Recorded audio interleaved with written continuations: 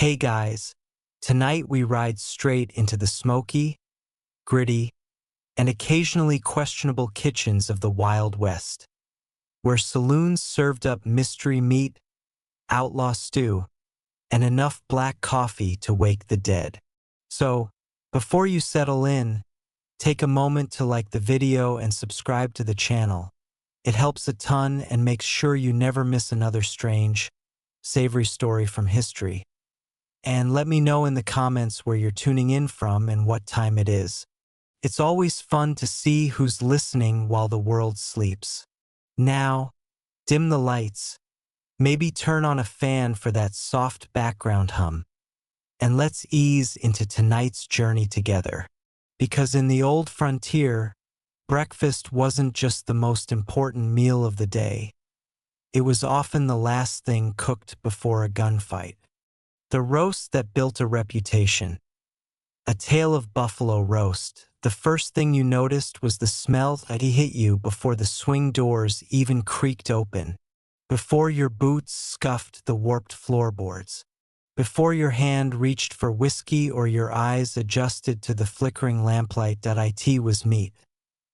Not just any meat, buffalo. Not boiled, not stewed, not fried in some desperate pan of lard. Roasted. Slow roasted over open flame, until the air inside the saloon turned thick with smoke and longing.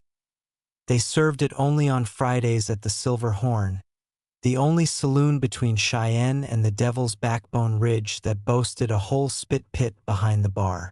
They didn't advertise it. They didn't need to. Word traveled like wildfire on the plains, and when it was Buffalo Friday, the cowboys came, and they came hungry.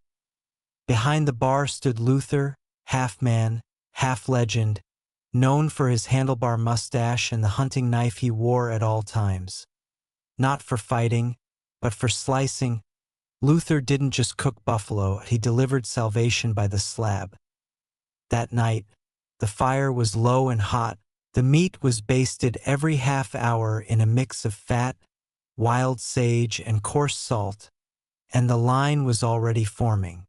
Before dusk, a ranch hand named Garrett leaned over the bar and whispered like he was asking for absolution. "Is it hump meat tonight?" Luther nodded once. "Hump roast." Garrett nearly wept. See, on the open plains, buffalo wasn't just food. It was history. It was currency. It was legend. Before cattle took over and barbed wire sliced up the land, the buffalo ruled the West. They weren't just hunted, they were revered. A good hump roast, the thick, marbled meat from the shoulder, was as prized as gold dust. But it wasn't easy to get. By the 1870s, the buffalo were already dwindling. Herds that once stretched to the horizon were now shadows. Hunting parties traveled for days just for one shot, and if you brought one in, you'd earned the right to roast. Luther had a deal with a Cree trapper up north. Quiet man, carried a bow, smelled like pine.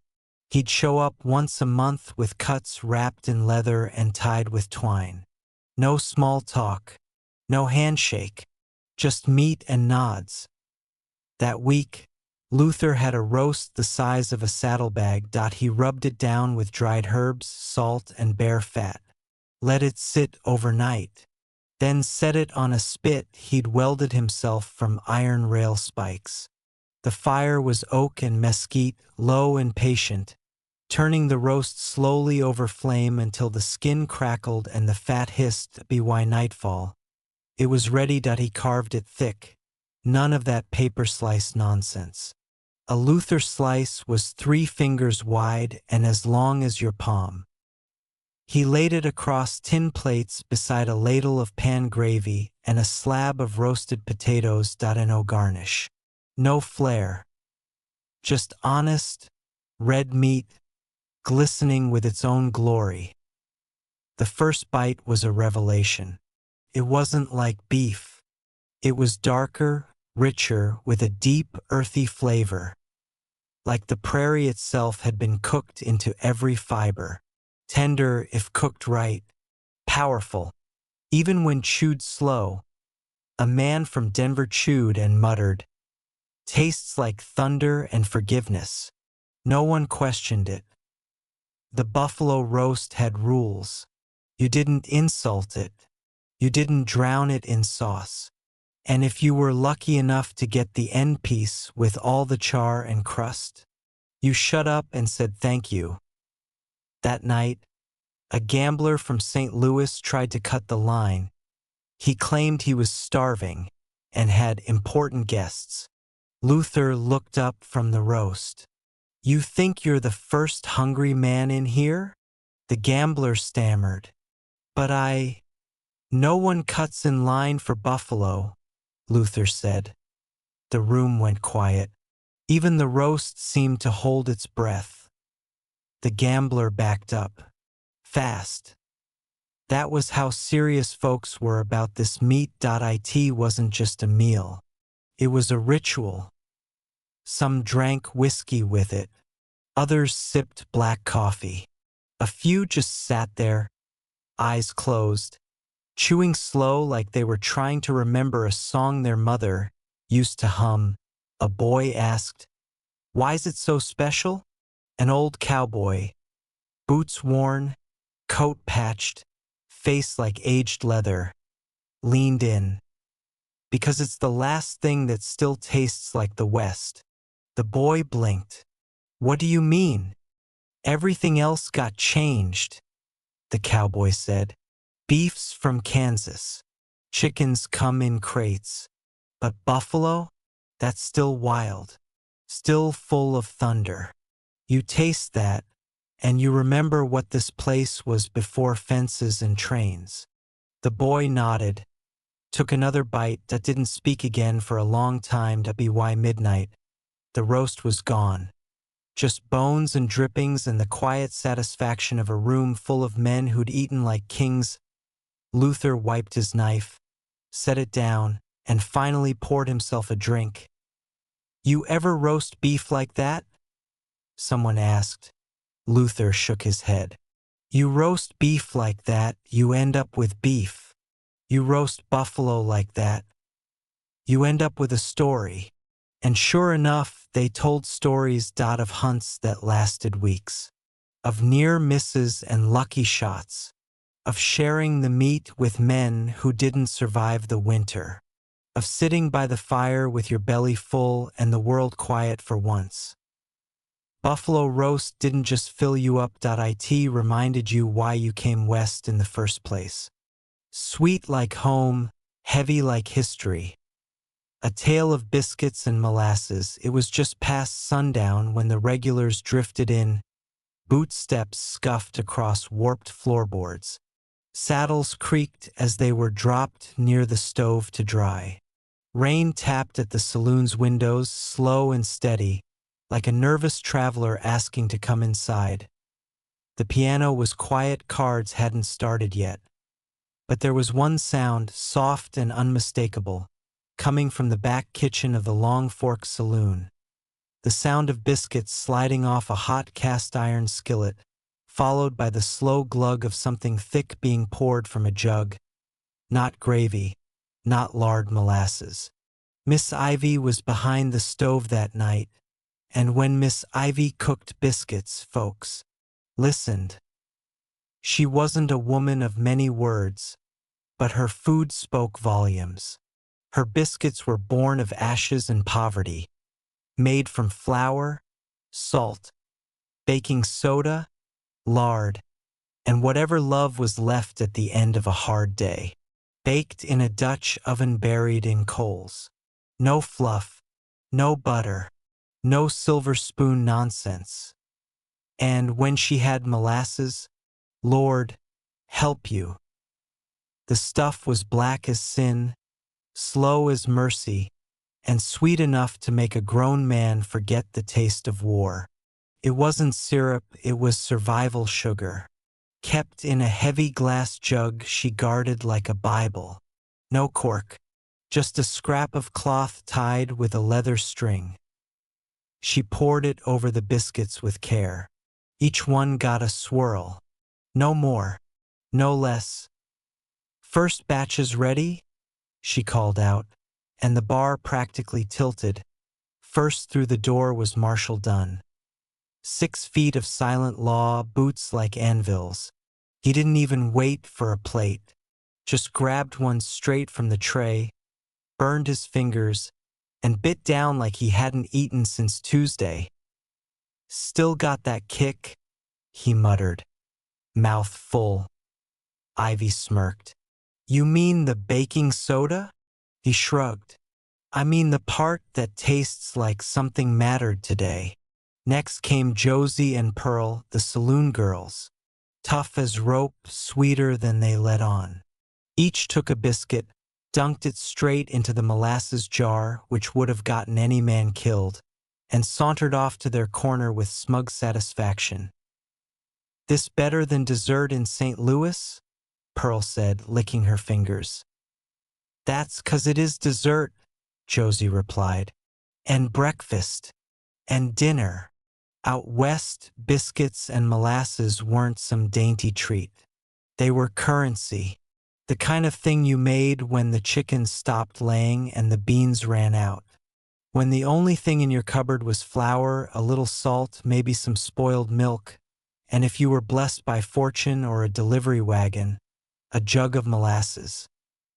The biscuits were baked flat, crisp on the outside, flaky inside. They didn't rise tall or puff with pride. They were humble, dependable, tough when they had to be, soft when it mattered, and molasses. Molasses was hope in a bottle that it came thick and slow, pulled from the dregs of sugar cane. It didn't spoil, didn't freeze, and didn't judge. You could pour it on hardtack, in coffee, even into your mouth if nobody was looking. It was the sweetness of memory, of a childhood before guns and debt and winter nights too quiet to trust. A young man named Clay sat alone at the end of the bar, staring at his biscuit that he'd ridden in 2 days ago. No hat, no horse, just a revolver and eyes too old for his age. Miss Ivy walked over, holding the molasses jug. "You waitin' for it to butter itself?" she asked. He blinked. "Never had it with that." She raised an eyebrow. "You ever had molasses?" He shook his head. "Well then," she said, and poured that it came out slow, pooling on the biscuit like dark gold. She handed him a spoon. "Don't chew fast," she warned, "or you'll miss it." He took a bite, time slowed. His eyes closed. A sound escaped him. Not quite a sigh, not quite a sob. "It's sweet," he said, stunned. "Most good things are," Ivy replied, then walked away. Clay didn't say another word all night. Didn't have to. That's how it was with biscuits and molasses. You didn't talk much. You didn't need to. You just sat there, warming your hands around a tin plate, letting that thick sweetness remind you that not everything had to be rough. That maybe, just maybe, there was a little sugar left in the world, if you knew where to look. By midnight, the tray was emptied. At a few crumbs on the counter, at a smear of syrup clinging to the rim of the jug. Ivy wiped her hands and leaned against the stove, watching the fire die slow. One of the old-timers leaned over and asked, "Why don't you serve that every night?" She looked at him, expression unreadable. "'Cause if you get it every night," she said, "you forget what makes it special." Outside, the wind picked up. Thunder rumbled over the hills like distant hooves. Inside, bellies were full, hearts were softer, and molasses dreams drifted through the smoke. The thinking man's breakfast. A tale of fried calf brains. They said the best cook in Dry Creek didn't serve breakfast. She served a challenge. It came fried, piping hot, golden at the edges, and sometimes topped with a fried egg that looked like it was trying to hide what lay underneath. But no matter how much hot sauce you used or how quick you chewed, the truth always caught up to you. You were eating brains, calf brains to be precise. And once you knew that, there was no unknowing. Her name was Del, short for Delphina, but no one called her that unless they wanted a skillet to the nose. She ran the back kitchen at the Spotted Spur, and her specialty wasn't flapjacks or bacon. It was offal, organ meat, the kind of cut city folks turned their noses at, and frontier men called real food on Tuesday mornings. She made fried calf brains, and only the brave walked through that door. "It's just eggs and meat," she'd say, flipping a sizzling slice in a pan of bubbling pork fat. But one of them used to think. The regulars didn't flinch. Most had grown up poor, grown up hungry, grown up being taught not to waste a damn thing that came off a cow. You butchered an animal, you used it all, from the tip of the tongue to the tail. If you were lucky, you got steak. If you were honest, you got brains.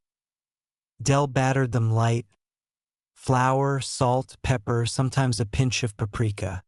The brains were soaked overnight in milk to mellow the taste, then sliced like a tender cutlet, dredged, and fried until the edges curled crisp.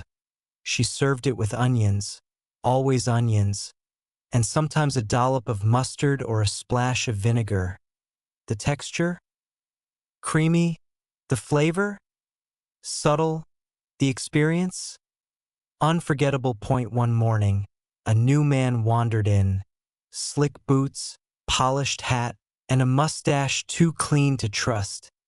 He sat at the counter, sniffed the air, and asked, "What's cookin'?" Del didn't look up. "Breakfast." "What kind?" She pointed to the skillet. A slab of golden, trembling meat hissed as it flipped. He squinted. "Looks like fish." Del grinned. "It's not." He leaned closer. "Pork." "Nope." "Then what?" "Brains." His fork froze midair. She didn't offer an explanation. She didn't have to.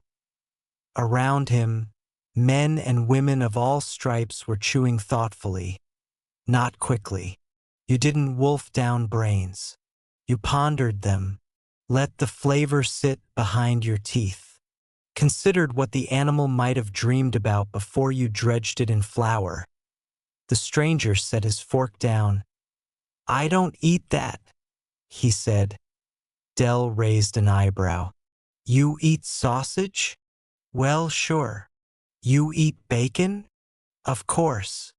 "Then you eat pigs that roll in their own filth and scream on the slaughter floor. But a cow that stood in the sun and thought simple thoughts? That's where you draw the line." He blinked. "Go on," she said. "Tell me again how that makes sense." The saloon went quiet. Then someone at the far end muttered, "She's got you there, son." Del dropped another brain slice into the skillet. Oil popped like applause. But she wasn't being cruel. Not really. She was teaching that in a town where meat was meat and nothing went to waste, fried calf brains weren't a joke. They were a testament to thrift, to grit, to honoring what you had and making it sing, even if it started out ugly. Point. One plate went to Jeremiah, a miner who said it helped his joints. Another to Miss Ruby, who dabbed hers in mustard and never used a fork. Even Preacher Tom got one, though he asked Del to say grace over it first, just in case. The dish had roots deeper than any wagon rut. It came from French kitchens, Mexican ranches, German butchers, African traditions. Every culture that knew how to survive and make joy out of scraps.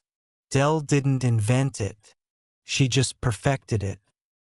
She served it on toast, with eggs, sometimes with cornbread, sometimes just plain. If you looked like you needed reminding that life didn't always come with seasoning, a boy once asked, "Why do you even serve brains?" Del answered without blinking, "Because it's the smartest thing on the plate." And maybe it was. Brain meat was fragile, delicate. You had to treat it right, handle it gently, respect it. You couldn't rush it, couldn't overcook it. You had to know when to flip, when to rest, when to slice. It was cooking with intention. And eating it, that took trust. Around 10 o'clock, a rider from out of town stumbled in. Tired, hungry, eyes sunken. He didn't ask what was on the menu, just sat down and dropped a coin on the counter. Del slid him a plate of fried brains with onions and a shot of rye. He took one bite, chewed, swallowed, sat back. "Tastes like bein' forgiven," he said quietly. She refilled his coffee without a word. By noon. The skillet was cooling and the crowd had thinned. Del leaned against the counter, sipping her own cup of coffee. Black, bitter, like truth. The stranger with the mustache had left, but not before sneaking a slice off someone else's plate and realizing what he'd been missing. Del looked out the window at the dusty street, then down at her skillet. Not bad for something most folks would have tossed in the dirt. The meat that rode with you? A tale of game jerky the trail don't feed you. That's something every cowboy learns before his second saddle sore. The trail takes.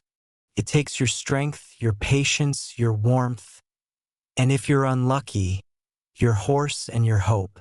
So if you wanted to survive 10 days between towns, 2 weeks between paydays, or one wrong turn in Apache territory, you needed something that didn't spoil, didn't whine, and didn't weigh more than your rifle. You needed jerky. Not the soft, peppered city kind wrapped in shiny paper. No, this was real jerky. Wild meat, smoked hard, cured dry, tough as boot leather and twice as honest. And in the West, that meant game jerky. Venison from white-tailed deer, elk from the high ridges, and antelope from the open plains, lean and fast and flavored by the land itself, and no spices from far-off ports. No honey glazes or barbecue dreams. Just salt, smoke, and survival. The Copper Saddle Saloon. Jerky didn't come from a back room. It hung from the ceiling. Ropes of it. Loops like garlands of meat. Elk strips long as a forearm. Antelope cut thin and twisted like old leather belts. Venison shaved and smoked until it snapped clean in your teeth. It dangled above the bar like trophies, swaying slightly when the door creaked open and the wind dared to ask for a drink. Charlie Three-Tooth Boone ran the place. He'd lost most of his teeth to time and tobacco, but he could still chew jerky better than any man alive. Said it built jaw strength and character. 2 things the territory was sorely lacking. You didn't order jerky from Charlie. You pointed. He'd cut a slice with the same knife he used to clean fish in open mail, drop it on the counter, and grunt. Chew slow. That was your only warning. That a traveling photographer once made the mistake of swallowing too early and nearly passed out. "Rookie lungs?" someone muttered, patting his back as he choked down a strip of antelope. Game jerky wasn't just bar food. It was currency. Hunters traded it for bullets. Scouts traded it for boots. One man once paid his bar tab with a string of elk jerky soaked in whiskey. Charlie called it liquid meat and hung it above the register like art. The secret was in the preparation. You started with clean kills, no gut shots, no shattered ribs. You skinned fast, sliced thin, and soaked the strips in brine. Water, salt, maybe some red pepper or sage if you were feeling fancy. Then you dried it low and slow, on racks, over smoke, or strung up on trees and left to the wind and sun. The result was dry, dark, and dangerous if you could chew it. You could ride another 20 miles if you had enough of it. You could skip the next 3 towns. And if you had none, you were in trouble. One night, an old Ute trapper named Jonah came in, drenched from the rain, carrying nothing but a bundle wrapped in deer hide. He said not a word, just unwrapped it at the bar and revealed a length of mountain elk jerky. Thicker than most, cured with spruce smoke and ghost pepper. Charlie sniffed it, nodded, cut off 2 fingers' worth and passed back a flask of rye. Trade complete. Jonah left 5 minutes later, jerky gone, but with a bottle in his coat and a fire in his belly. That was jerky justice. The barkeep called it trail-proof food. And he was right. Jerky didn't rot, didn't melt, didn't complain. You could wrap it in cloth, stuff it in a saddlebag, forget it for a month, then find it again and still survive off it. It didn't give comfort, it gave strength. Once, a cowhand wandered in after being stranded for 6 days in the canyon. Horse gone, boots ruined, eyes wild. Charlie tossed him a strip of venison without asking. The man bit it, chewed like it owed him money, and whispered, "Tastes like home, that's the thing." Jerky wasn't always about the flavor. It was about what it meant. It meant you planned ahead. It meant you knew how to kill clean. It meant you respected the animal enough to make it last. The best jerky didn't come from cows. It came from the land, from creatures that ran free, fed on sage and snowmelt, died clean, and lived again in the hands of the hungry. One Friday, a fancy man from Chicago walked in wearing gloves and an attitude that he scoffed at the ceiling. "What is that? Decor?" Charlie didn't answer, just cut a slice of antelope, tossed it on the counter. "Try it." The man sniffed, chewed, paused. "Tastes like the wind. Now you're getting it?" Someone muttered. By midnight, the saloon smelled like smoke and stories, empty mugs, full bellies, jerky drying near the fire, crackling slightly as the fat crisped. A girl played a fiddle in the corner, slow and mournful. A man slept with his boots off, jerky still clutched in his hand, and above it all, strips of meat swayed gently in the heat, testaments to the hunt, to hunger, to hard-earned bites. The pie that held a town together. A tale of miners' pot pie. The sun hadn't risen yet, but the forges were already roaring. Steam hissed from iron vats, boots clanged on stone floors, and the air around the Dryhook Ridge mining camp was so thick with smoke and dust it felt like you were chewing the mountains themselves. Down in the pit, men swung pickaxes to rhythms older than music. Iron on stone, curse on breath, sweat down spine. It was the kind of place that ate men whole. But up above, in the crooked wooden building leaning against the canyon wall, part saloon, part kitchen, part hope, something good was baking. Pot pie. Not the creamy kind you see in city shops with flaky crusts and silver spoons. No, this was miner's pot pie. A meal born in soot and served in tin pans, heavy enough to crack a tooth and hot enough to burn one clean out. They didn't come to the half-tap saloon for the drinks. They came for May's pie. May Delaney, widow of a dynamite man and boss of the kitchen, made pot pies like they were artillery rounds. Dense, explosive, and designed to keep you upright through 10 hours of hell. She didn't use recipes. She used instinct, and a ladle that had once doubled as a weapon during a bar brawl. The filling?